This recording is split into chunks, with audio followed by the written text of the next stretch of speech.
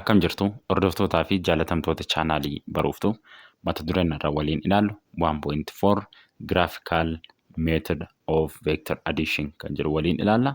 Haga xumura viidiyoo kanaatti na waliin tura. By the end of this section you should be able to jedha.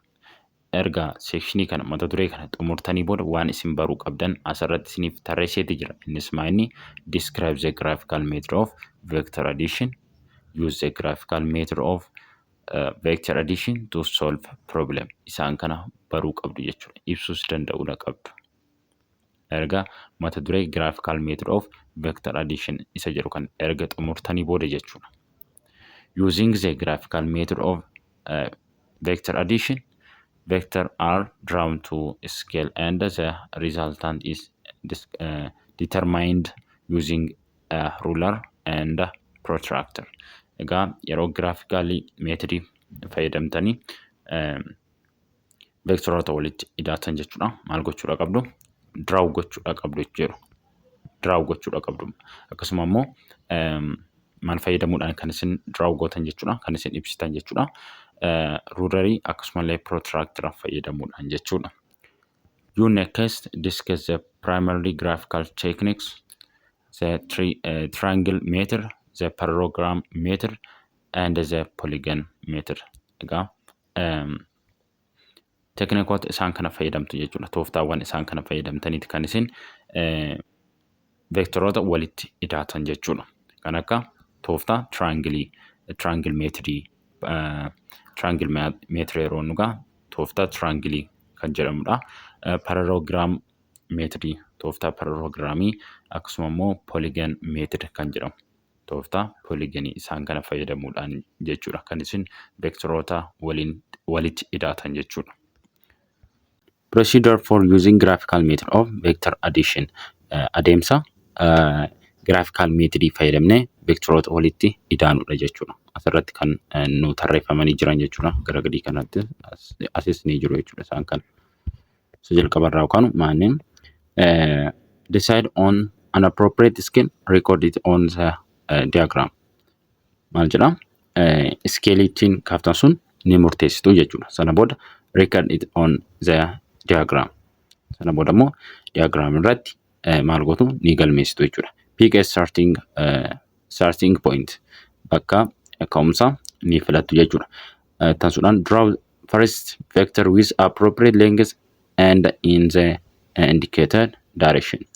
Sana booda first vectorii sana maal gootu draw gootu jechuudha. Length isaa faana akkasumallee direction isaa waliin jechuudha.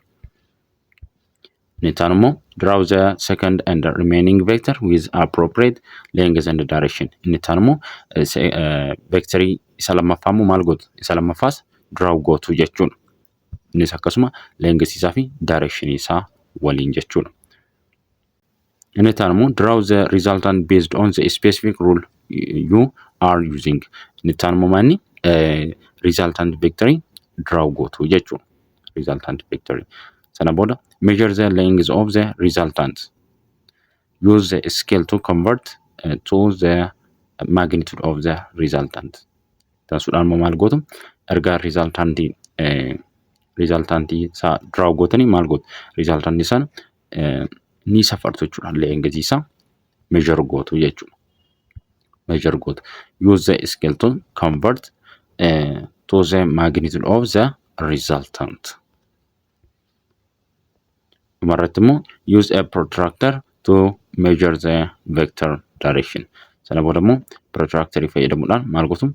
Direction isaa maal gootu? Measure gootu jechuudha. Triangle method of vector addition. Triangle method maani mee waliin haa ilaallu. Triangle method tooftaa triangle maal akka ta'e waliin ilaalla jechuudha. Vektoroota yeroo walitti hidhaanu akkamitti akka walitti hidhaanu. Triangle method maal akka ta'e. Triangle law of vector addition is used to find the sum of two vector. Maani triangle method jechuudha. Vektoroota lama walitti hidhaamasaa kan ittiin barbaannudha jechuudha. Hidhaama vektoroota lama kan ittiin barbaannudha triangle methodin yookiin triangle law jechuudha. This law is used to add two vector when the first vector head is join the tail of the second vector and then joining the tail of the first vector to the head of the second vector to form a triangle and hence obtain the resultant sum vector. Egaa triangle methodin jechuudha. Akkuma asirraa argitan kana triangle methodidhaan gaa yeroo walitti daanu asirratti kun vector A dha, kun immoo vector B dha. Vector A fi vector B dha. Yeroo walitti daanu gaa triangle methodidhaan vector A kana yoo ilaaltan first vector jedha kana, B dhaan immoo second vector jedha. Asirratti first vectoriin kun headiin isaa kamidha? Asidha. Headiin isaa mataan isaa kamidha? Ishii kanadha. Tailiin isaa eegeen isaa kamidha? Kanadha. Second vectoriin immoo vector B jechuudha. Headiin isaa kanadha. Tailiin isaa immoo ishii kanadha. Amma gaa triangle method keessatti maanni first vectorii fi second vectoriin, first vectoriin maal jenneera? Vector A dha. Second vectoriin immoo vector B dha. Kanaafuu headiin first vectorii fi headii first vectorii fi tailiin second vectorii, tailiin second vectorii maal ta'a jechuudha? Join kan inni wal godhu jechuudha. Maal ta'a? Asitti wal quunnama jechuudha. Wal tuqa.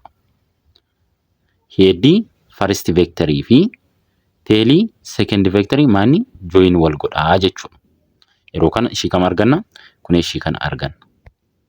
Ishii kanaa fi ishii kan arganna. Resultant vectorii argachuuf immoo maanni? Resultant vectorii argachuuf immoo tailii first vectorii fi tailii first vectorii fi headii second vectorii maal godha jechuudha? Join wal godhaa jechuudha. Wal tuqa. Kun sidein kun maal jechuudha? Resultant vectorii dha. Resultant vectorii. Resultant isaati jechuudha. Kun maanni? Triangle methodidha jechuudha. Triangle method. Maaluun jedha asitti? Asirraa yoo akkuma ilaaltan triangle law of addition is used to find the sum of two vectors. This law is used to add two vectors when the first vector head is joined to the tail of the second vector. Akkuma asirratti argitan first vectoriin jechuudha. Headiin first vectorii fi tailiin second vectorii maanni? Join wal godhaa jechuudha. Join kan inni wal godhu. Ittaansuudhaan then join the tail of the first vector to head of the second vector to form a triangle. Sana booda immoo maanni?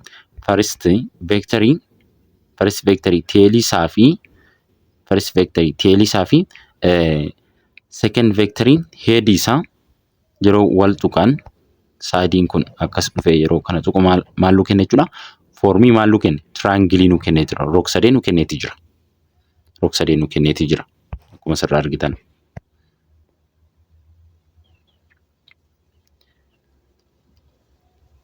And hence obtain the resultant sum vector. Egaa kun maanni? Triangle law dha jechuudha. Seera triangleeti. Asirraa akkuma argitan yookiin immoo triangle method isa jennu jechuudha. That's why the triangle law of vector addition also called head to tail method for the addition of vectors. Egaa triangle law kun yookiin triangle methodin kun jechuudha. Maal jedhameeti kan inni waamamu? Head to tail method jedhameeti kan inni waamamu jechuudha. Head to tail. This if two vectors acting simultaneously on the body are represented both in magnitude and the direction by two sides of the triangle taken in order then the resultant sum of vector, both magnitude and the direction of these two vectors is given by the third side of that triangle taken in the opposite order. This is the statement of a triangle law of vector addition. Asirratti maal egaa asirratti vector A plus vector B kana jechuun maanni vector A plus vector B jechuun eenyu faana wal qixa jechuudha. Resultantii kana faana wal qixa jechuudha gabaabumatti. Resultantiin inni kun R dha jechuudha. Resultantii kun egaa triangle law keessatti jechuudha. Triangle method isa jennu jechuudha. Agas mara kan nama rakkisu miti baay'ee kan ifa ta'edha jechuudha. Baay'ee kan ifa ta'edha. Agas mara sin rakkisu. Consider two vector A and B show in figure 1.7a to add this two vector using the triangle method. The head of vector A should be joined to the tail of vector B. Then the resultant vector R has a tail at the tail of A and its head at the head of B as shown in figure 1.7b. Kana waliin ilaalleerra waa'ee kanaati kan inni odeessu jechuudha. Vector N eenyu faana vector N jechuudha. Headiin isaa vector B tail isaa faana join wal godhaa jechuudha. Itti aansuudhaan immoo erga join wal godhee kana arganna paartii ishii kana jechuudha. Sana booda immoo tail vector B fi head vector B yeroo join wal goonu jechuudha. Side ishii kana yeroo sararu maal arganna? Resultantii arganna jechuudha. Kun triangle law dha yookiin triangle method dha jechuudha. Maal jedha? Figure 1.7 the triangle rule for the addition of two vector. Triangle rule vectoroota lama akkamitti akka walitti daanu kan nutti agarsiisudha jechuudha. Triangle method fayyadamne. Akkuma argitan kan akkamiin kaa'uu dandeenya jechuudha kana. Akkasiin kaa'uu dandeessu. Ishii kana akkasiin kaa'uu dandeessu. Resultant vector equal to vector A plus vector B. Activity 1.2 yoo ilaallu consider adding two vector A and B graphically.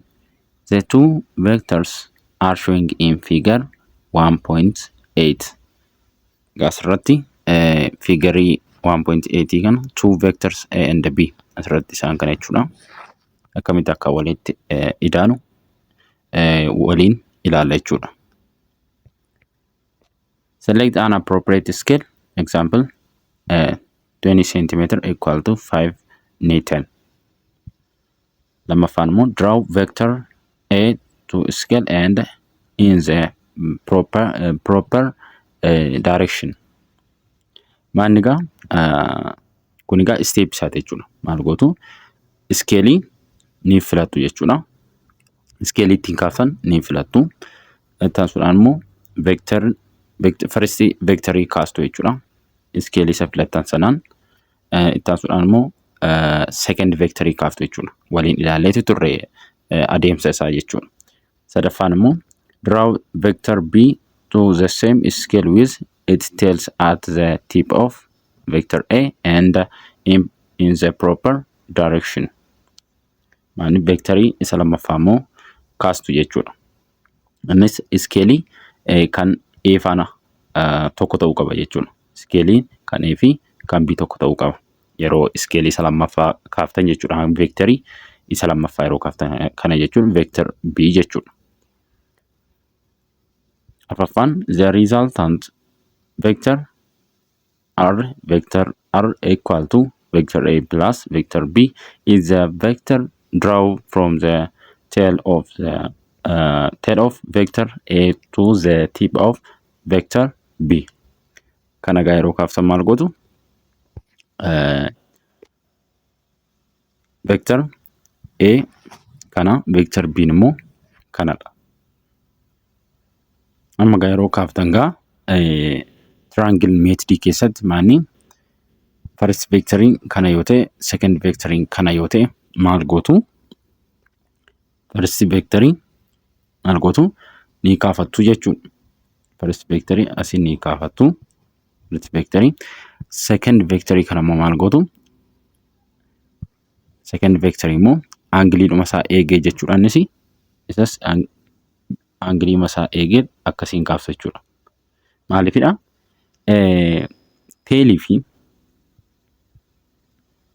Teelii fi headdiin join wal gochuu qaba jechuudha. Second vectorii fi first vectoriin jechuudha. Asirratti kun B dha jechuudha. Inni kun immoo vector A dha. Vector A, vector B. Kana booda maal gootu? Teelii vector B fi headii vector A maal wal gootu? Join wal gootu jechuudha saayidii kanaatiin. Sana booda maal argattu? R argattu jechuudha. R argattu. Kana jechuun resultant vectorii argattu jechuudha. Bifa kanaatiin kan isin dura gootan jechuudha. Kanaafuu R maal ta'a? R equal to vector A plus vector B ta'a jechuudha. Sana booda maal gootu? Shanaffaan maal jedha? Shanaffaa asirraa yeroo ilaaltan measure the length of the resultant vector B using the select scale and measure its direction with a protractor. Direction isaa immoo maal fayyadamuudhaan kan isin safartani? Protractor fayyadamuudhaan direction isaa safartu jechuudha. Bifa kanaatiin kan isin keessan maal gootaniiti jechuudha. Vector B isa kana maal gootan? Asii fuutaniit maal gootani? As dabarsitanii jechuudha. As gadi yeroo dabarsan asii headdiinsaa as dhufa. Headdiinsaa eenyu faana join wal godha? Teelii vector A faana join wal godha jechuudha. Sana booda erga join wal godhe teelii fi tail of vector B fi tail of resultant vectoriin maanni asii join wal godha. Asii immoo head of vector A fi head of vector A fi head of resultant vectorii asii join wal godha jechuudha. Sana booda bifa kanaatiin resultant isaa barbaadu jechuudha. Kun R dha. Inni itti aanu immoo parallelogram method of vector addition. Maani tooftaa parallelogramii immoo maalidha kan jedhu mee waliin haa ilaallu. The vector addition may also be understood by the law of parallelogram.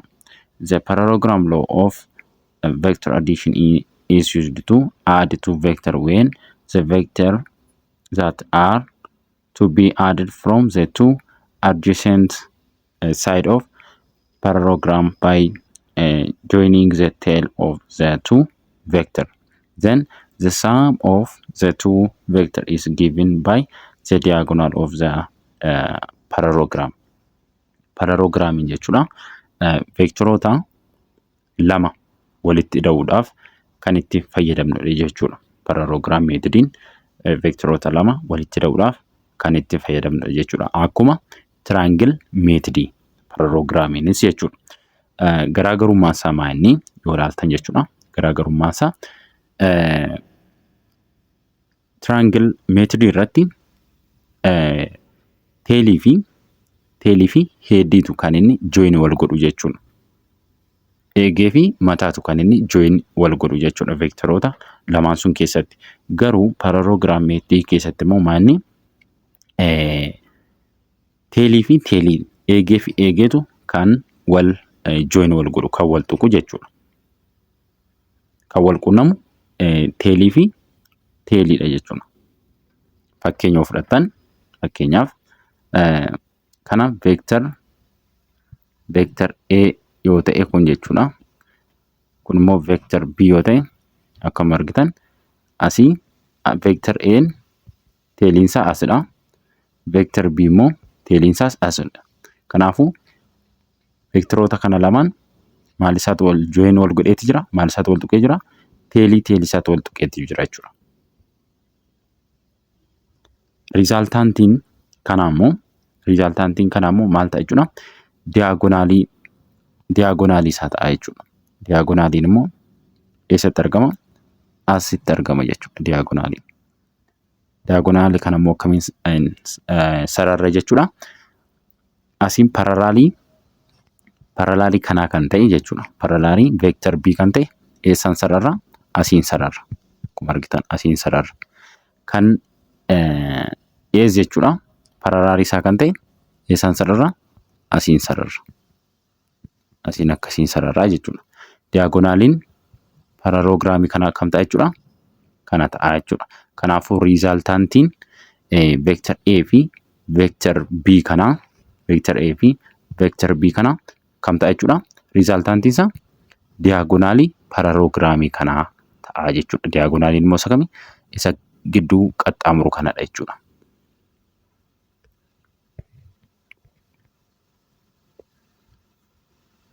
This if two vectors are represented by the two adjacent sides both in magnitude and direction of a parallelogram drawn from a point, then their resultant sum vector is represented completely by the diagonal of the parallelogram drawn from the same point. This is the statement for the parallelogram law of vector addition. Akkuma nama isinii kaasee isinitti hime jechuudha. Isadha ibsaatii jira jechuudha kun. Maani resultantiin A plus B miti reega resultantii vectoriin jechuudha. Kanaafuu A plus B maal jechuudha? Diagonaalis isaa ta'a jechuudha. Diagonaalisa. Diagonaliin isaa maani? Resultantii ta'a jechuudha vectoroota sun lamaaniitiif. Vector A fi vector B dhaaf ida'amni isaa maaldha? Resultant vector immoo maaldha? Diagonaalidha jechuudha. Diagonaalii parallelograamii sanaati. Kungaa maaldha? Seera parallelograamiiti jechuudha. Parallelogram lawudha.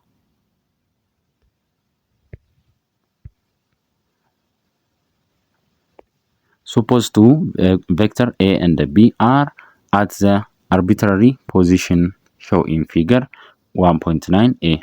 Translate their one of them in parallel to the beginning of the other vector, so that after the translation both vectors have their origin at the same point.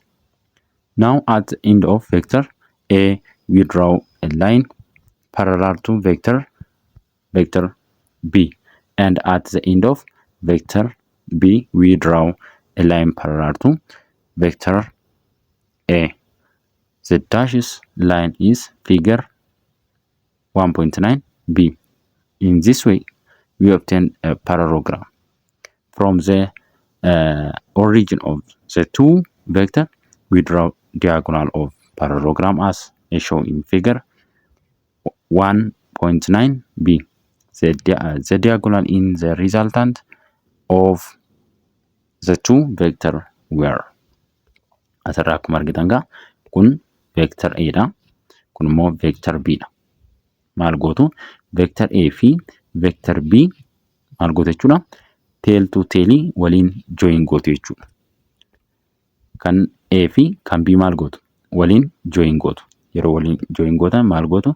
Vector B kana fuutanii tailii as quunnamsiiftu jechuudha. Wal quunnamsiiftu. Kun akkuma asirratti argitan jechuudha. Kanaafi vector A fi vector B akkasiin join wal gootu. Join erga gootanii erga wal quunnamsiiftanii maal gootu? Paralaalii vector B kan ta'e maal gootu? Ni sarartu jechuudha. Paralaalii isaa kan ta'e. Maaliif kan isaa kana fakkaatu, kan vector B kana fakkaatu asiin ni sarartu jechuudha. Kana jechuun vector B dha jechuudha. Maal gochuuf? Parallelograamii kaasuuf jechuudha. Parallelograamii kaasuuf. Sana booda vector A dhaafis maal gootu? Paralaalii isaa ni kaastu jechuudha. Paralaalii isaa kaastu. Kana jechuun heddii vector A fi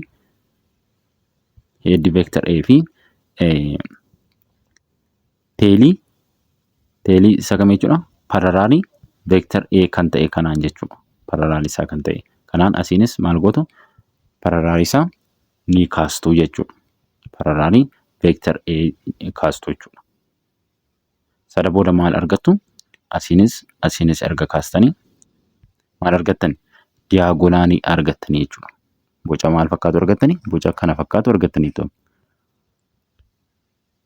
Boca kana fakkaatu argattaniitii jirtu. Kan akkuma argitan jechuudha asirratti.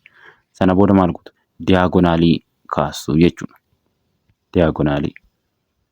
Akkuma asirraa argitan gaa maalni asii kun veektar B'dha miti? Veektar B'dha. Asii immoo veektar A'dha. Kan yoo ilaaltan qubaa isaatti jechuudha. Ishii kana qubaa ishiitti walakkaa isaa kana yoo ilaaltan jechuudha. Maalni qubaan isaa kun walakkaan isaa kun maalni tiraangil meetiriidha miti? Kun tiraangil meetiriidha akkuma ilaaltan. Ishii kana qubaatti yoo fudhattan tiraangil meetirii. Ishii kana qubaatti yoo fudhattan maalni veektar B yoo fudhattan asiin immoo paralaalii veektar A kan ta'e isa kana mitiire. Kanaafuu akkasitti yeroo ilaaltan maalni kun tiraangil meetirii nu kenna mitiire egaa kun. Tiraangil meetirii nu kenna akkuma argitan. Ishiin kun qubaa ishiin tiraangil meetiriidha. Walakkaan ishii kun ishiin maru kun jechuudha. Ishiin kunis qubaa ishii akkuma argitan tiraangil meetiriidha. Tiraangil meetiriidha akkuma argitan jechuudha. Kanaafuu riizaaltaantiin maal ta'a? Asii riizaaltaantiin ishii kana ishiin kun tiraangilii qubaa ishiiti ishiin kuni. Akkasumallee ishiin kunis tiraangilii qubaa ishiiti jechuudha akkuma argitan. Kanaafuu riizaaltaantiin maal ta'a? Veektar A plus kan ishii kana jechuudha. Veektar A plus veektar B ta'a. Kan isa olii immoo veektar B plus veektar A ta'a jechuudha. Tiraangil ruulii meeqa qabna jechuudha asirraa? Paraloograam lawurraa yookiin paraloograam meetiriirraa tiraangil meetirii meeqa qabna? 2 qabna jechuudha. Isa olii fi isa gadii kana jechuudha. Akkuma argitan. Ifaadha jedhee yaada. Since vector addition is commutative, ani asirratti gaa tokkumadha jechuudha akkuma argitan. Inni kun isa kam agarsiisa? Vector A plus vector B inni jedhu kun ishii kan agarsiisa. Ishii gadi jechuudha. B plus A inni jedhu immoo vector B plus vector B inni jedhu immoo isa olii kan agarsiisa jechuudha. Tokkuma akkuma argitan. Yoo wal jala jijjiirtanis tokkuma jechuudha. Maaliif diiyaagonaalii kana kan inni nutti agarsiisu jechuudha. Diiyaagonaalii paraloograamii kan nutti agarsiisu tokkumadha jechuudha. Ifa jedhee yaada. The parallelogram rule of addition of two vector kun egaa parallelogram rule dha jechuudha. Inni itti aanu immoo polygon method of vector addition dha. Polygon method immoo maal kan jedhu mee waliin ilaallu. If more than two vector are to be added, place them all head to tail of form a polygon. Egaa vectoroota lamaati ol yeroo walitti daanu immoo maal fayyadamna? Polygon method fayyadamna jechuudha. Polygon method innis maal goona? Head to tail wal qabsiisuudhaan jechuudha. The resultant vector is a vector drawn from the tail of the first vector to the head of the last vector. Kun moomaani vectoroota jechuudha. Isaan kun akkuma argitan vector A ni jira, vector B ni jira, vector C ni jira, vector D ni jira. Maal gootu vectoroota kana vector A maal gootu akkuma asirratti argitan jechuudha.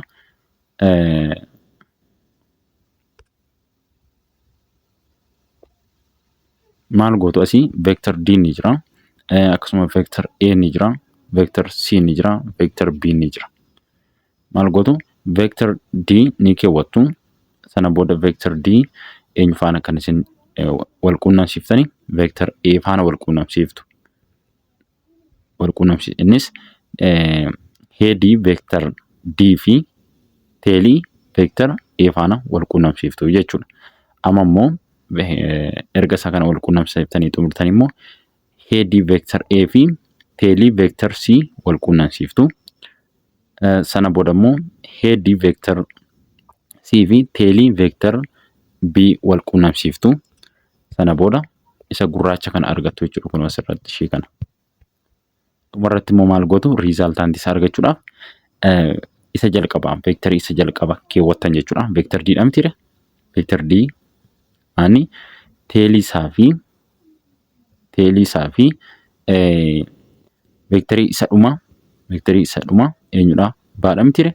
Ba vector ba jechuudha. Vector B headii isaa faana wal quunnamsiiftu jechuudha. Yeroo kana maal argattu resultant vectorii argattu jechuudha.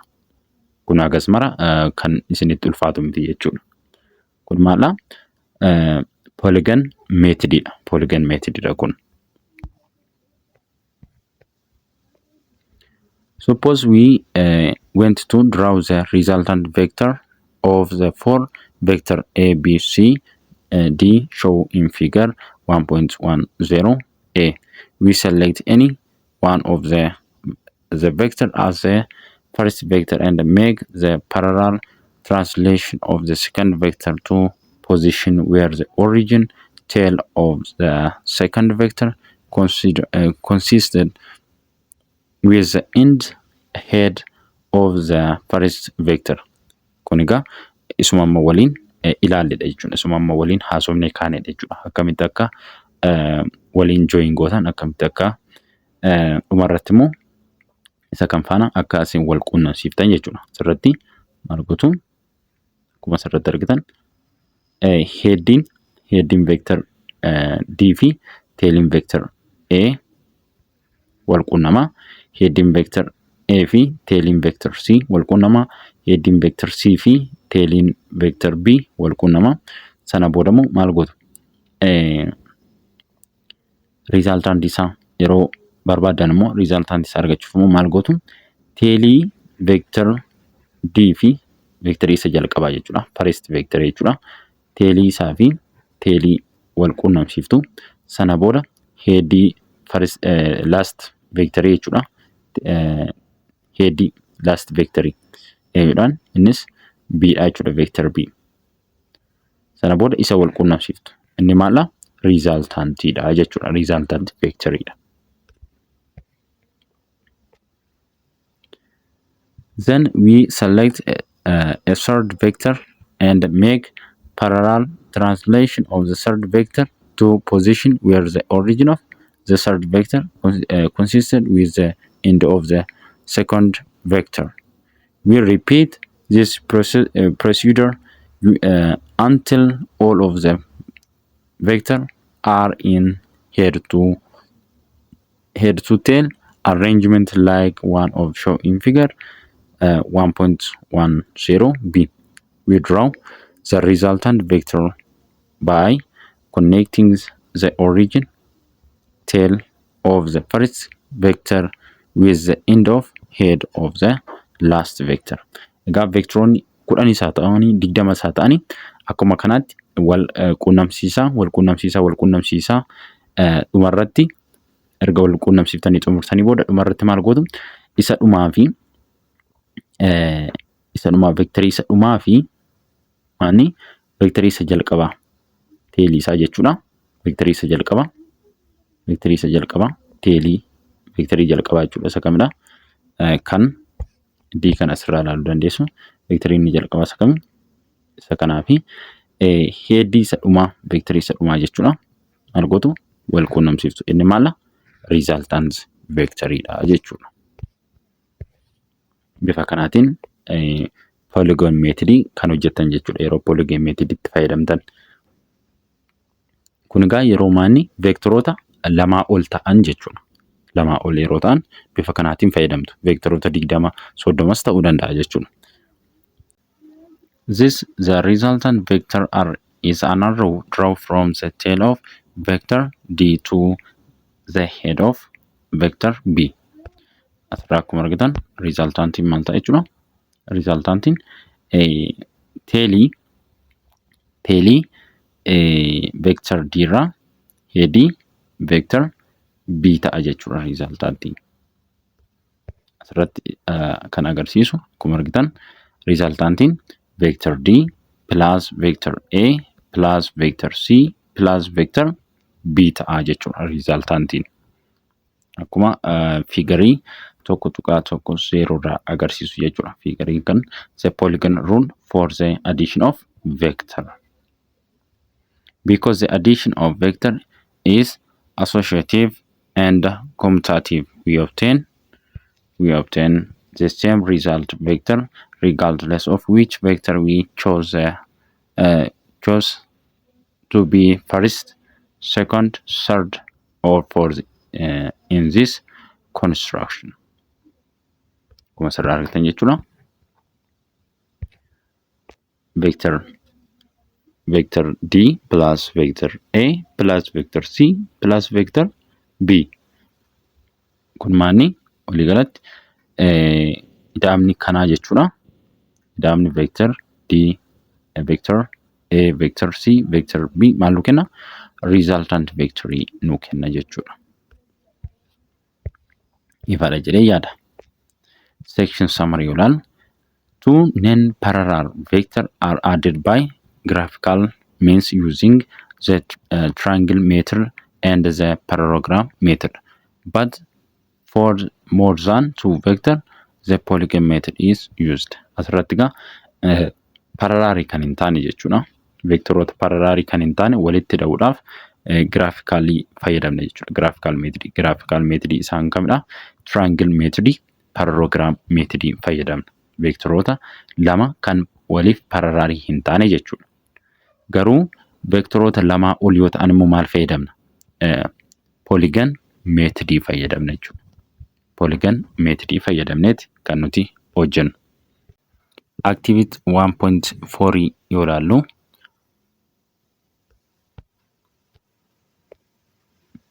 use the polygon method of vector addition to find the resultant vector of the three vector. Ga polygon method fayyadamuudhaan walitti daana jechuudha vectoroota sirratti nu kennaman kana. Vector n kana nu kenneeti jira. Degree isaa kanadha. Akkasumallee kallattii isaas nu kenneeti jira. North of ST dha. B immoo kana nu kenneeti jira. Kallattiin isaa north of ST dha innisi. C immoo kana nu kenneeti jira. Immoo kallattiin isaa south of ST dha. Choose the region reasonable scale. Algoona polygon method fayyadamuudhaan walitti daana jechuudha. Vectoroota sirratti nu kennaman kana A, B, C nu kennaman kana jechuudha. Kana yeroo walitti daanu vector A graphicallyidhaan yeroo bakka buuftan akkasiin bakka buuftu. Vector B graphicallyidhaan yeroo bakka buuftan akkasiin bakka buuftu. Vector C graphicallyidhaan yeroo bakka buuftan akkasiin bakka buuftu jechuudha. Akkuma asirraa argitan vector N 25 meetiradha. Kallattiin isaa directionii isaa maanni north east dha. North east kallattiin isaa kamidha? Kallattiin isaa kanadha jechuudha. Degreein isaa immoo 49. Innis eessarraati kan inni safaru horizontal line kanarraa horizontal line kanarraa 49 degree safaraa jechuudha. Kun vector A bakka bu'aa jechuudha graphicallyidhaan. Vector B immoo graphicallyidhaan kana bakka bu'a jechuudha. Akkuma argitan 23 meetiradha. Kallattiin isaa maanni north east dha. North eastiin kallattiin isaa kanadha jechuudha. Degreein isaa immoo horizontal line kanarraa meeqa? 15 degree dha. Vector C immoo graphicallyidhaan yeroo bakka buustan akkasiin bakka buustu jechuudha. 32 meetira. Kallattiin isaa immoo maanni south east dha. South eastiin kallattiin isaa kanadha. Degreein isaa immoo horizontal line kanarraa jechuudha. Degreein isaa 68 degree dha jechuudha. Kana egaa yeroo polygon methodidhaan yeroo walitti daatan maal ta'a jechuudha? Vectoroota sadan kana bifa kanaatiin walitti daatu jechuudha. Akkuma argitan vector A fi vector B waliin join wal goosiftu asitti wal quunnamsiiftu akkamii wal quunnamsiiftu head vector A fi tail vector B wal quunnamsiiftu asirratti immoo head vector B fi tail vector C wal quunnamsiiftu jechuudha. Sana booda erga wal quunnamsiiftanii bifa kana fakkaatu kan isin argattan jechuudha. Barratti immoo maal gootu tail vector A first vector jechuudha. Tail isaa fi head last vector isa dhumaa jechuudha. Maal gootu wal quunnamsiiftu. Inni maal resultant vector dha jechuudha. Resultant vector dha. Egaa asirratti kun akkuma argitan resultant isaa meeqa ta'a jechuudha? 50 meetira ta'a jechuudha. Asirraa akkuma argitan kun yeroo wal quunnamsiiftan asii meeqa argattu? 50 argattu jechuudha. 50 meetira. Resultantiin keessa meeqa ta'a? 50 meetira ta'a jechuudha. Egaa isin protractor fi sarartuu waan fayyadamtaniif seeraan kaasuu dandeessu jechuudha. Yeroo kana kaastan iskeelii itti fayyadamtanis yookiin seentimeetira ta'uu danda'a yookiin meetira ta'uu danda'a. Gaasni iskeelii isin fayyadamtan gargar ta'uu danda'a. Yeroo kaaftan gaa meeqa argattu? Yeroo kana kaaftan resultant vectorin keessan 50 meetira argattu jechuudha. The resultant vector of the three vector. Figariin tokko tuqaan shan kun maaltu agarsiisa? Resultant vector of the three vectorin nutti agarsiisa. Taasudhaan review questions yoo ilaallu gaaffii tokkoffaa maal jedha? Consider 6 vectors that are added tail to head ending up where they started from. What is the magnitude of resultant jedha. Asirratti maanni vectoroota 6tu jiru. Vectoroonni 6 kun tail to head join wal godhaniiti jiru. Dhuma irratti immoo vectorinni dhumaa jechuudha. Vectorii isaa jalqaba faana wal tuqeetii jira. Resultantiin vectorii kana maal ta'a jedha. Resultantiin vectorii kana maal ta'a jechuudha? 0 ta'a. Yoo waliin ilaallu kun first vectorii dha. Vectorii isa jalqabaati. Kun immoo vectorii lammaffaadha. Kun vectorii sadaffaadha. Kun vectorii arfaffaadha. Kun immoo vectorii shanaffaadha. Dhuma irratti immoo vectorii isa jalqabaa faana join wal godhaa jechuudha.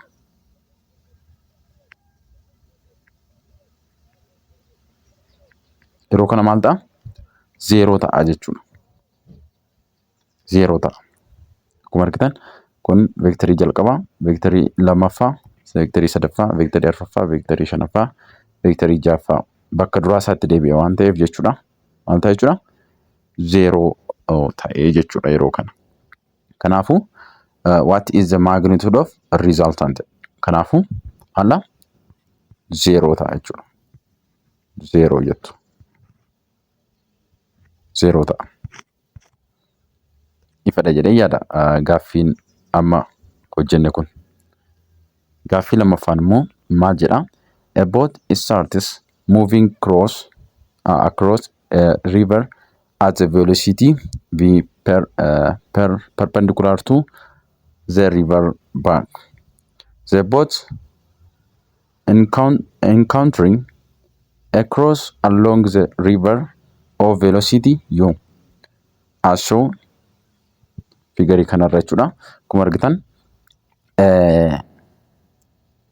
bootiin tokko asiin gara kanatti deema. Inni tokko immoo asiin gara kanatti deema. Kana jechuun waliif perpendicularii jechuudha. Isaan kana lamaan gidduu jechuudha.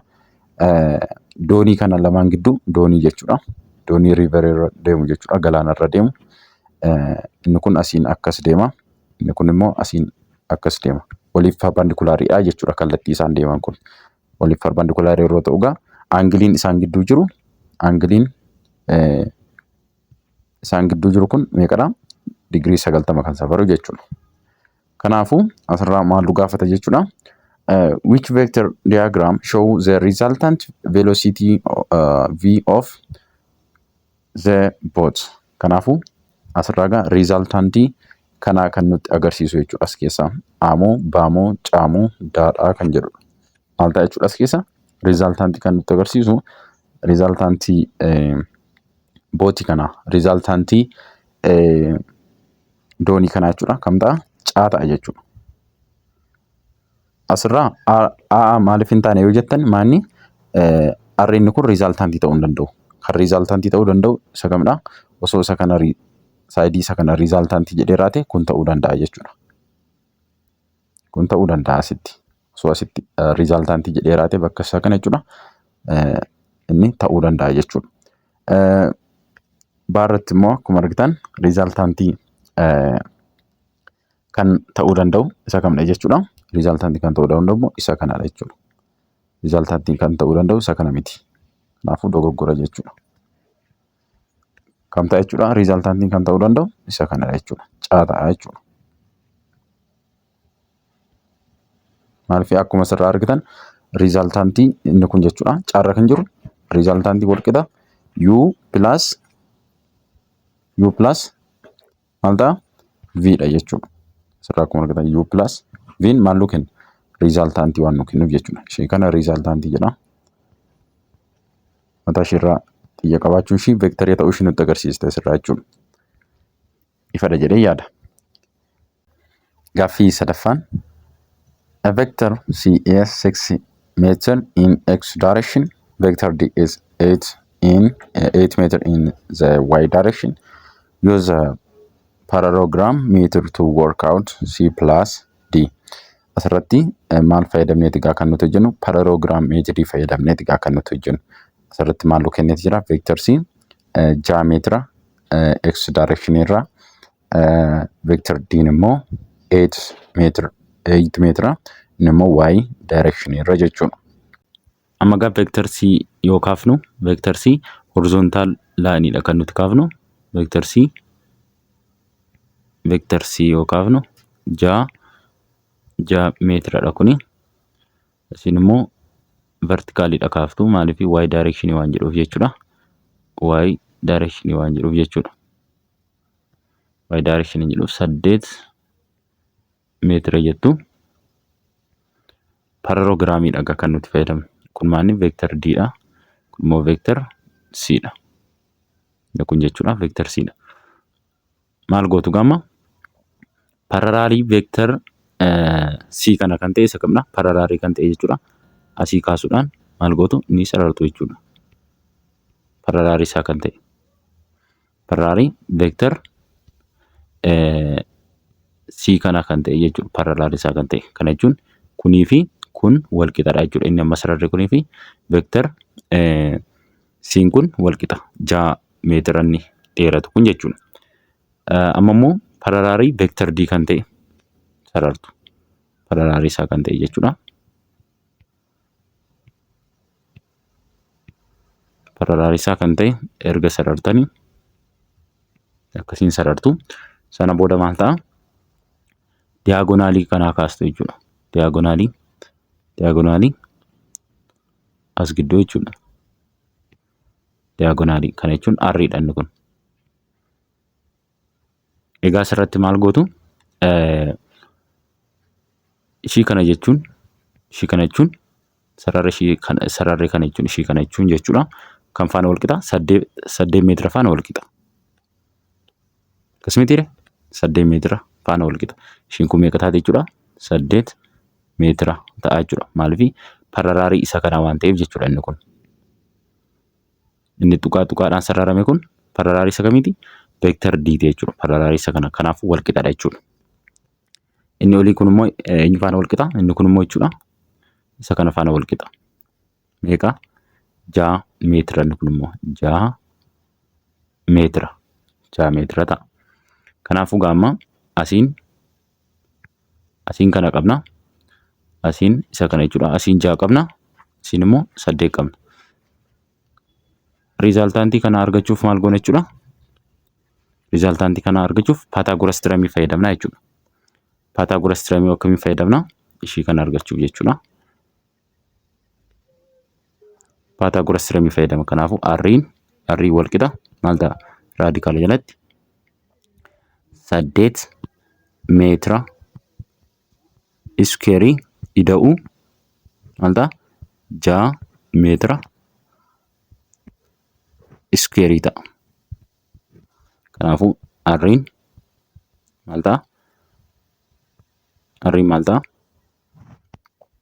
8 meetira iskeerii meeqa? 64 meetira iskeerii ta'a. 6 iskeeriin hoo meeqadha? Ida'uu jettu gaa. Ida'uu 36 ta'a. 36 meetira iskeerii. 36 meetira iskeerii. R'n meeqa ta'a? As keessa kana yeroo walitti daatan meeqa argattu? 100 argattu. 100 meetira iskeerii. Sana booda R'n 100 raadikaala jalaa meeqaan ba'a? 10 ba'a. 10 meetira iskeeriin immoo raadikaala jalaa meeqaan ba'a? Meetiraan ba'a. Meetira 10 meetira ta'a jechuudha.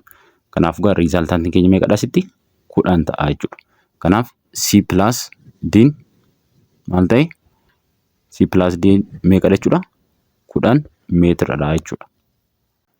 Egaa viidiyoon har'aaf qabanne kana fakkaata. Viidiyoo itti aanuun 1.5 dhaan walitti deebina. Haga sanatti nagaan naa tura.